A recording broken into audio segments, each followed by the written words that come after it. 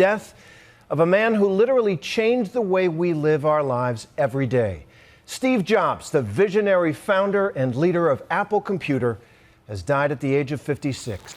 On October 5th, 2022, it officially became 11 years since Steve Jobs passed away.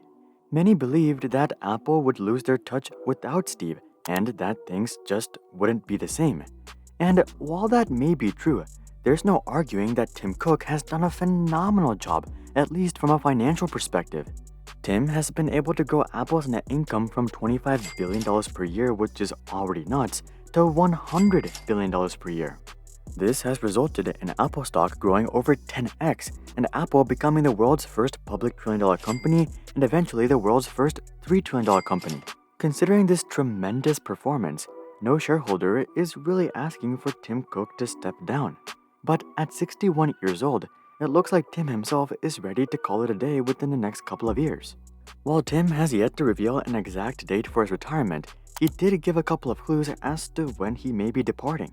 In April of 2021, Tim announced that he probably would not be running Apple in 10 years, and that he's looking to oversee the launch of just one more product category.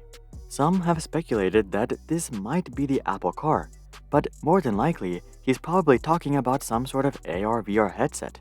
Rumors surrounding this headset have become rampant, and top analysts like Gurman and Kuo have suggested that this headset may be launched as early as the end of this year. Even if that doesn't come to fruition, it seems like the headset should definitely come out within the next 1 to 2 years.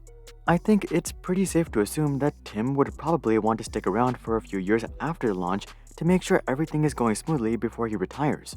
So that would put his estimated retirement date at somewhere between 2025 and 2028. Combine this with the fact that Tim's next stock compensation package will finish paying out in 2025, and a retirement shortly after that makes a lot of sense. But all of this brings up the question, who will become the next CEO of the world's largest company?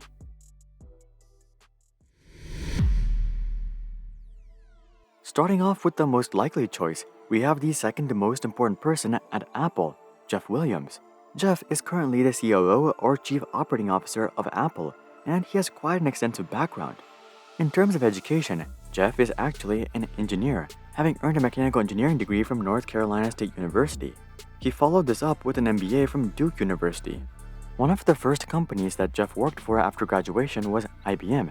He joined the company in 1985 and spent the next 13 years in a variety of roles related to engineering and operations.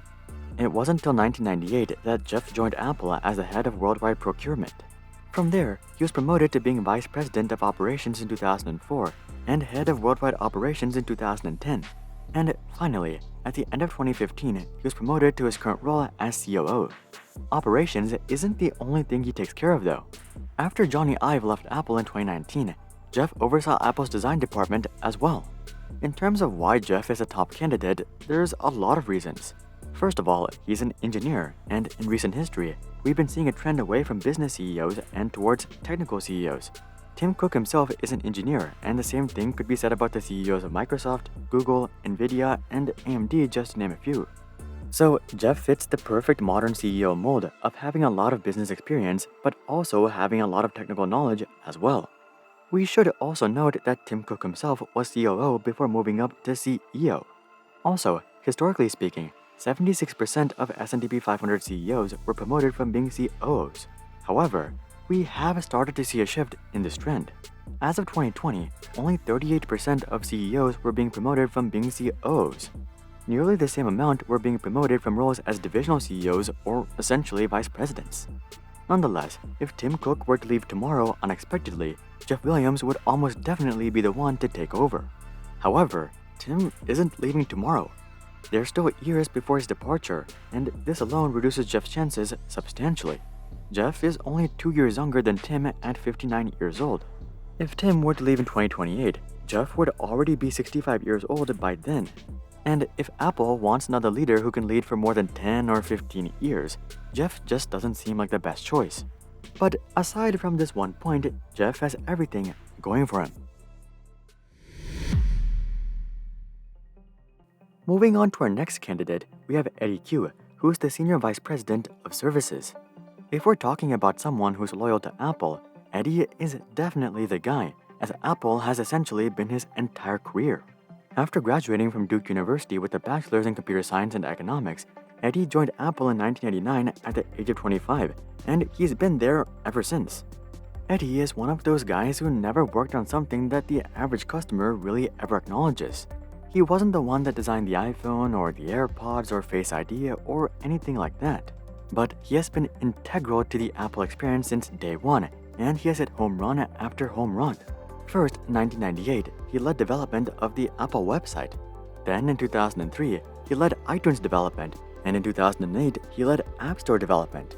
Since then, he's also worked on Apple Maps, iCloud, iMessage, Siri, and literally every other Apple service you can think of.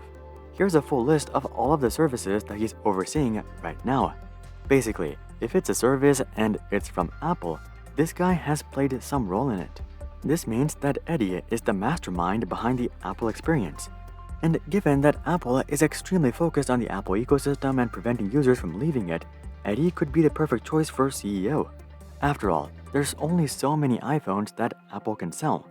And if we're not already at peak iPhone, we'll definitely be there by the time Tim retires.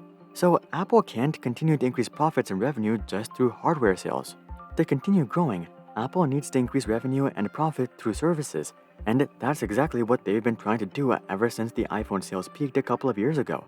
But despite their efforts, Apple is still very much a hardware company as opposed to a services company. Eddy, however, could change that and get Apple to the $10 trillion mark.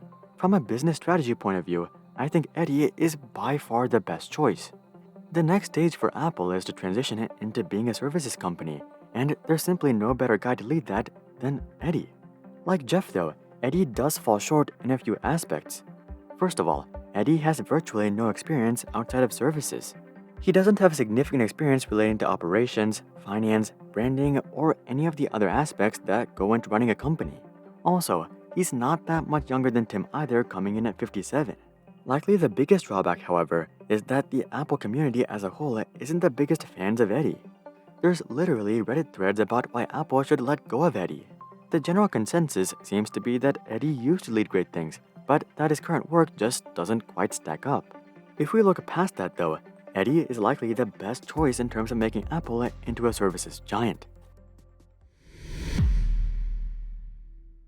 Next up, we have yet another Apple lifer, Greg Joswiak. Greg is currently the Senior Vice President of Worldwide Marketing. Greg is one of those people who ended up doing something that's completely unrelated to their educational background. Like Jeff and Eddy, Greg is also an engineer at heart, but he's never actually been an engineer in practice. He graduated from the University of Michigan in 1986 with a computer engineering degree, and he was recruited to Apple directly from college. Originally, he was hired to work on the Macintosh, but it didn't take him long to switch over to marketing, and that's what he's been doing for over 30 years now. The first major marketing effort that he led at Apple was related to the PowerBook. After this, he switched over to leading the marketing effort for the iPod and eventually the iPhone. And just 2 years ago, after Phil Schiller stepped down, Greg took on the role of Senior Vice President. Greg is kind of a tricky one to evaluate. He has a technical background, he clearly knows how to market products, and he would likely lead Apple as a product-oriented company. But while this is the approach that has worked historically, it's not clear if this is the way moving forward. As we previously touched on, it seems that most of Apple's future growth lies within services, and this is not something that Greg really has experience in. To me, it seems like Greg simply fits in his current role much better, but this isn't to say that Greg would be a bad CEO. He'd probably take Apple's branding and marketing to the next level, and that could be helpful with new product launches like the AR/VR headset and maybe even the Apple Car. But it's hard to see how Greg would diversify Apple's revenue and take Apple to the next level. And given that this is usually shareholders' top priority, Greg probably isn't the top choice. But at the same time, given that Apple is a product-oriented company at their core, and that Greg is the most experienced Apple employee on the executive team, we definitely can't write him off. Before we get into the fan favorite, I thought we should cover some of the oddballs that have a shot at the job. First, we have Luca Maestri, who is the CFO of Apple. Luca has spent his entire career within finance, which makes sense given that he has a bachelor's in economics and a master's in management. His experience includes GM, Nokia, Xerox, and of course, Apple. If Apple was experiencing a cash crunch or debt crisis, maybe Luca would have been a good choice. But at this point, there doesn't seem to be anything going for Luca other than the fact that he's also a C-suite executive.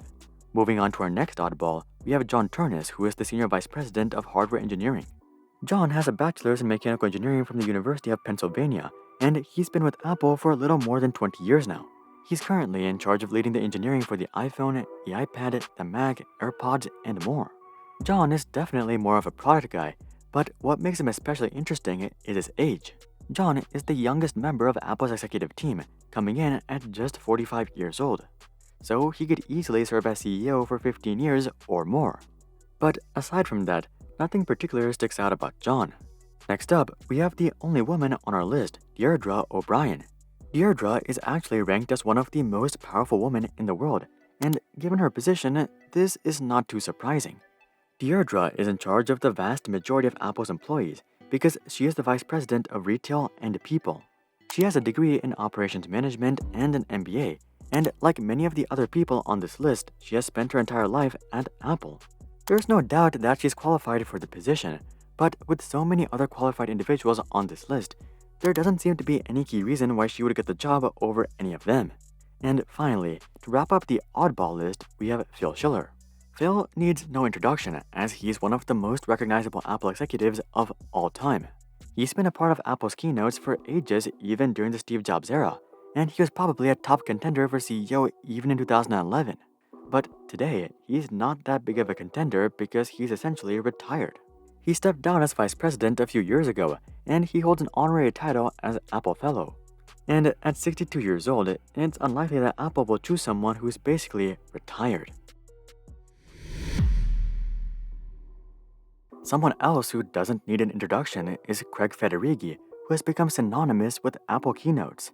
Craig, aka Air Force One, is by far the most charismatic and lively presenter at Apple, and it seems that his charm has won over much of the Apple fanbase. I suspect that he reminds them of the Steve Jobs days. In terms of qualifications, Craig is just as qualified as anyone else on this list. Craig has a bachelor's in computer science and electrical engineering from Berkeley. He also has a master's in computer science also from Berkeley. Initially, he got acquainted with Steve Jobs at Next, where he led Enterprise Objects Framework. When Apple acquired Next, he became an Apple employee, but he didn't stick around for long though. In 1999, he would switch over to a company called Ariba, where he would eventually become CTO. But Craig would eventually return to Apple in 2009 and has since become the Senior Vice President of Software Engineering. If we're talking just about technical know-how, I don't think there's anyone on Apple's executive team that has more technical experience than Craig. Not to mention, Craig is relatively young for being an Apple executive. While he's not as young as John Ternus, he's only 53 years old, meaning that he could easily serve as CEO for 10 years, if not more. Maybe the only thing that's not going in Craig's favor is that he doesn't have much experience outside of software, but this is true for many tech CEOs, so I don't think it's much of a limiting factor. Now, Craig has stated in the past that he's not looking to become CEO, but honestly, that literally means nothing. I mean, what is he supposed to say? Saying that he wants to be CEO would just make him look power-hungry and arrogant. So, ironically, saying that he doesn't want the job is actually his best play to get the job. Now, there is a subset of the Apple community that strongly opposes Craig. They don't think that the position of CEO should go to someone that they view as an entertainer and a meme. But, you know, any CEO is going to have haters, and it's no different with Craig. In the end, if I had to rank the candidates by likelihood, I would have to go with the traditional choices, which are of course Jeff Williams followed up by Greg Joswiak. If Apple wanted to put a strategic twist on this and focus on services, they might go with Eddy Cue. While these guys are no doubt the top choices today, given their ages, I think there's a good chance that Apple decides to go with someone younger by the time Tim retires. And if this is the case, I think Craig has a strong shot at the job given his age, charisma, and fandom. Personally, I think he'd bring a refreshing spin to Apple, and I'd love to see him get the job. But that's just what I think. Are you a fan of Craig becoming the next CEO of Apple? Comment that down below. Also, drop a like if you're excited to see Tim's final product category. And of course, consider checking out our Discord community to suggest future video ideas and consider subscribing to see more questions logically answered. But until then, I'm Hari, and I'll see you guys on the next one.